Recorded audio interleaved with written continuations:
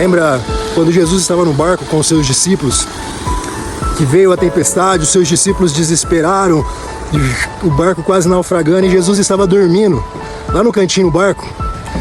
Os discípulos desesperados acordam: Jesus, nós vamos naufragar, vai afundar o barco, socorre-nos. Jesus levantou com toda calma, paciência, repreendeu a tempestade, mandou ela se calar e no mesmo instante a tempestade acalmou. Seus discípulos ficaram atônitos, eles chamaram eles de homens de pouca fé.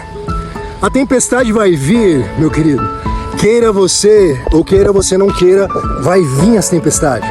Só que a diferença está em como nós lidamos com as tempestades da vida, com os problemas, com os levantes. Qual é a nossa posição? Se nós nos desesperamos, como os discípulos desesperaram e ficaram, e se dependesse dos discípulos, iria afundar o barco. Mas Jesus, com toda a calma, paciência, foi lá e usou a autoridade, aquilo que ele tinha. Ou seja, o que você tem se construído, guerreiro? Guerreiro, com quais armas você tem forjado a sua vida? Você tem se construído como? Fala pra mim.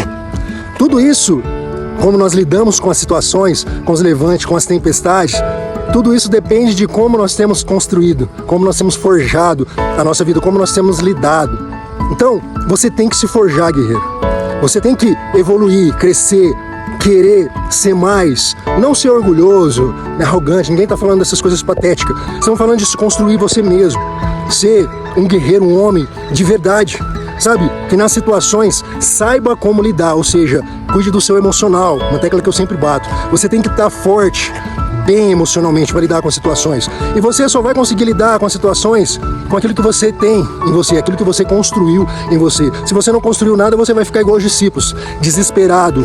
Porque, meu irmão, vai vir uma tempestade além da outra. O próprio Jesus não conseguiu, não fugiu disso, dando um exemplo. E dando um exemplo também de como lidar com as situações. Então, guerreiro, saiba, as tempestades vai vir se levante, vai fazer você desanimar, você vai achar que até acabou a sua vida. E a tempestade de tudo quanto é jeito, na família, no trabalho, no dia a dia, na sua vida financeira, em tudo os levantes vai vir.